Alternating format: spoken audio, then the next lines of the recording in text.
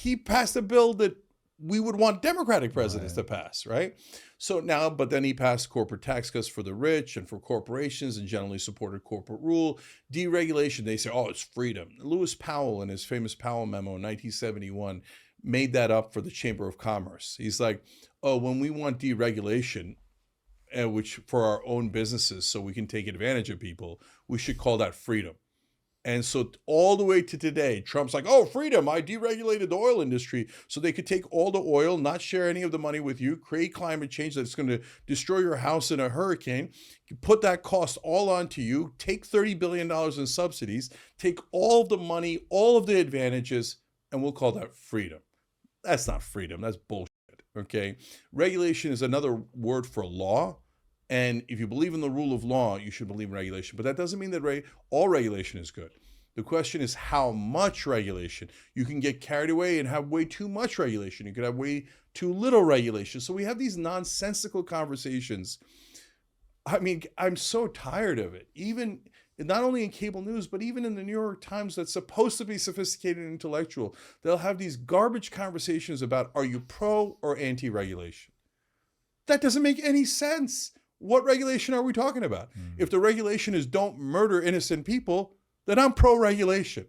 If the regulation is I'm going to come take half your house for some bullshit reason, then I'm anti-regulation. So what are they groping at when they ask a ham-handed question like that? Is it tribal signaling, or do they really have a base belief that regulations are just a code word for breaks for corporations? On an individual level, they don't even realize they're doing it. And if you challenge them on it, they'd be like, oh, yeah, I'm not sure what I mean by more regulation or less regulation, right? Because it's a factually nonsensical point. Great progressive Matt Stoller worked in the Senate, worked in Washington a long time. He told me this once. It stuck with me. I give him credit for it all the time. He says, oh, regulation. Cenk, I'm going to do a project at my house. What size pipe should I buy? I'm like, I don't know. What do you need? What's the job? Right? And he's like, exactly. Right? You don't know if you need more or less regulation unless you know what the job is. Right? So I give you one last example. My dad ran a small business in New Jersey, bought and managed a commercial building, and they would inspect elevators 6 times a year. And he's like, that's crazy. It's overrated. We have to spend money. We have to spend time, energy, etc. So I said, yeah. So you don't want them to inspect elevators, right? And he said, no. They should inspect elevators twice, not 6 times. I said, why do you want them to inspect it at all? Every time they inspect it, it costs you money. He said, because sometimes in Turkey, they didn't inspect elevators and then they fell. Okay, so you don't want them to fall. You don't want people to get hurt. You don't want people to die. You need regulation. You just don't need overregulation. So that's a sophisticated conversation. But to your question, they're in groupthink, the reporters, the politicians. So they haven't thought any of that through. They just go with whatever talking point that the software that was written for them. Somebody at some point told them to be against regulation or for regulation, and they just mindlessly repeat that without ever thinking, what's the job? What are we trying to solve for, right? So now back to Trump. So I'm a little bit more hopeful about Trump in this term, which is really pissing the left off. Like, you're not allowed to be 1% hopeful about him. And I'm not 100% hopeful about him. I'm not 50% hopeful about him. 12%, 20 max, maybe. And the other 80% is going to be terrible. It's going to be things that I don't agree with, corruption, blah, blah, blah, right? But so why? Because his base is different now. Because his base is getting their news from different media. So they're getting different software. So in the old days, when I went to go on a right-wing show, I would get Sean Hannity talking points nonstop. That's all I would ever effing hear. Okay, they had the same talking points as Fox News, and they all said the same thing. They were all robots. I wouldn't go on right-wing shows because it was intensely dull. You just yell at each other back and forth, talking point, useless, right? Now you go on right-wing podcasts, you go on right-wing online shows, everybody has a different opinion. Patrick Bet-David has a different opinion than Tim Pool, who has a different opinion than Joe Rogan, who has a different opinion than Dave Portnoy, because they're actual human beings. And they're not driven by this media industrial complex and the groupthink that it comes with it. So if you're on the right wing in the old days, you all believed whatever Rupert Murdoch believed because it came down from the mountaintop through Fox News, right? And what did Rupert Murdoch believe? The rich should get everything. Everything should be tax cuts and deregulation. And that's still a main driving force in the Republican Party, and that's why I'm not a Republican. Okay, but now you have the bros. So Rogan, Portnoy, etc. But those guys, they don't think the same way. They have no reason to support corruption. They're largely pro-choice. They're not religious fundamentalists. They're not corporate groupthink guys. So we might disagree with a whole bunch of their opinions on trans rights or maybe even on immigration, etc. But wait a minute, they're pro-choice. So why do I hate them for having the same position as I do? I don't have to hate them for that. Now the tribes are getting a little bit mixed up. And I love that, because the tribes is, as we've been talking about, the tribalism is causing the problems, right? So now when I go on a right-wing show, and almost every right-wing show I've gone on is anti-war, I then come back and report it to the left. Guys, I got great news. The right wing has turned anti-war. They hate Dick Cheney like we hate Dick Cheney. And they're like, we don't believe you. And in fact, that's it. You're a Trump supporter. Because the tribalism's so ingrained. Do you think that's inherent to the DNA hardware of people on the left, that they are very good at consensus building and keeping people in the group? Like, what is it that drives that? Because the right feels like the exact opposite, where they're nonconformists, they're a little bit maybe cowboy, but they have their own set of problems, but it feels very different than the like really intense purity tests that you find on the left.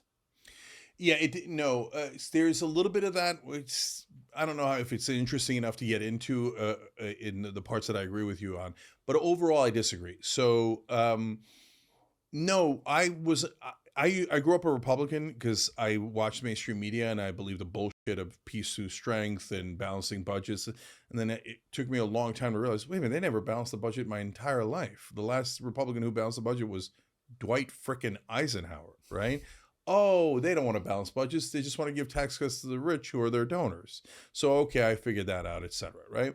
But back then, so I switch over to the left and I become a Democrat. But back then, the Democrats were the punk guys. They were the guys who did not conform. The Republicans were like, conform. You must obey. That was a very, very Republican way of thinking, a very right-wing way of thinking.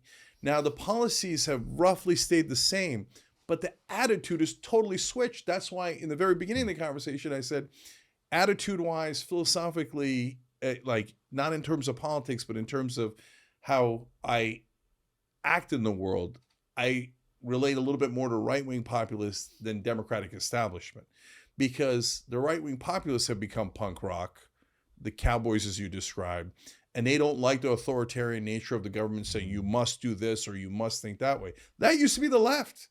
That used to, and the left was like, we're not going to conform. That was what the left was known for.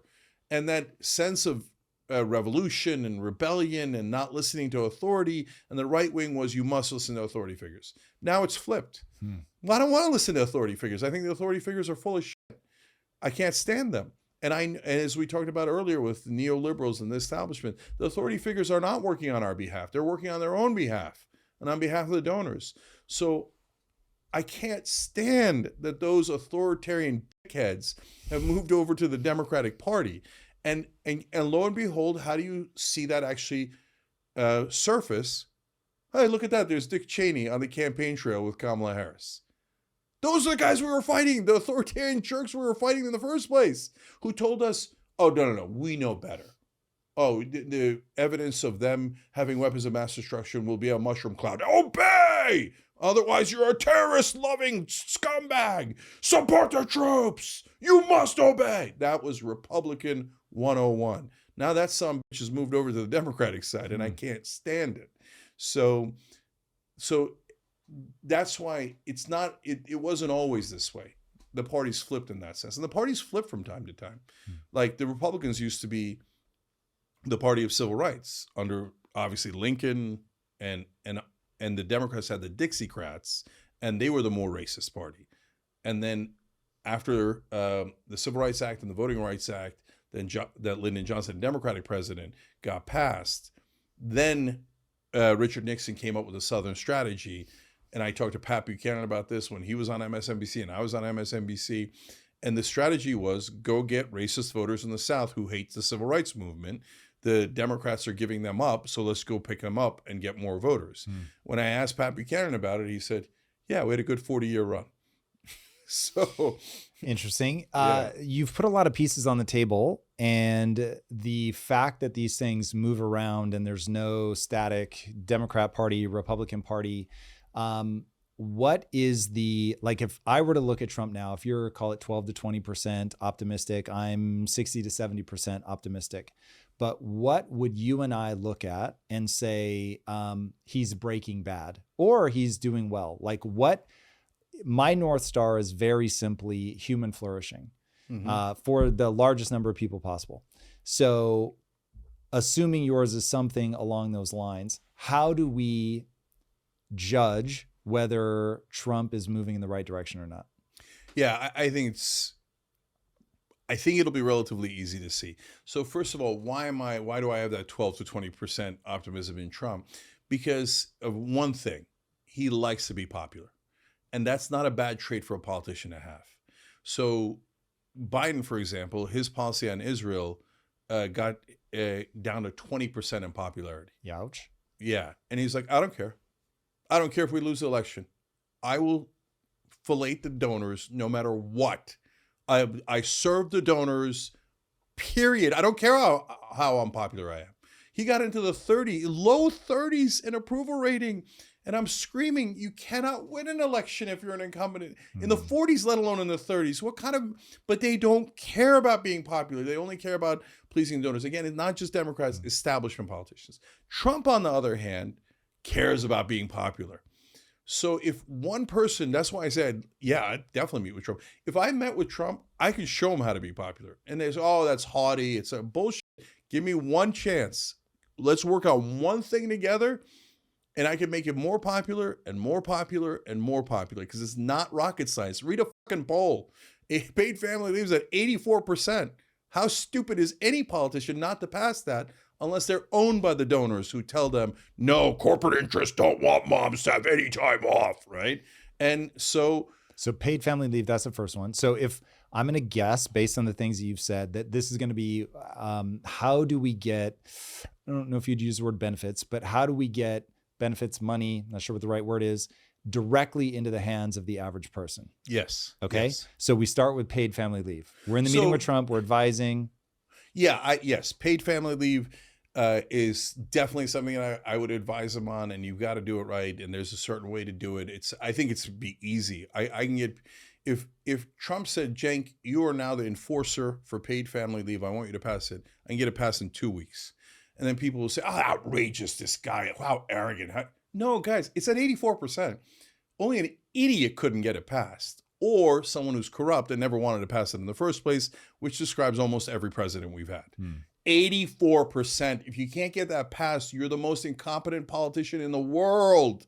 What do you need? 86%? 96%? How deeply incompetent are you? Right? So it's not a matter of incompetence. They don't want to pass it. You give me one person who wants to pass it, and we pass it like that overnight. What do? It's so easy. You put the politician on the spot like Trump does. This is another good quality that Trump has. He misuses it for his own advantage.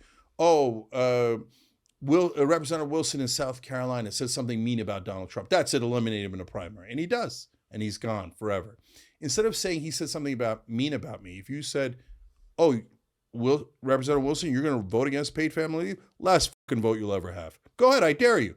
Vote against it. I fucking dare you, right?